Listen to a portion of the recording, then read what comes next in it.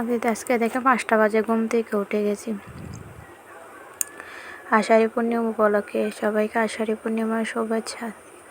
তো আমরা বৌদ্ধ ধর্মের মানুষ, আমরা সকালবেলা বুদ্ধকে পূজা করি। বুদ্ধকে স্নান করাচ্ছে আর ধূপ দিছি সন্ধ্যাবেলায়। তারপর দেখেন রিয়া ফ্যামিলি ব্লগে স্বাগতম। হ্যালো বন্ধুরা, আপনারা সবাই কেমন আছেন? আজকে যাচ্ছি আষাঢ়ী পূর্ণিমা উপলক্ষে মন্দিরে। 28 বুদ্ধ দেখেন কি সুন্দর লাগতেছে। এটা হচ্ছে উপভুক্ত স্থবিরের বুদ্ধ। এখন দুপুরে 2 তলার মধ্যে গেছি, দেখি মুরব্বীরা সবাই চলে আসছে। তখন নিচে নামিয়ে সবাইকে বন্দনা করছি।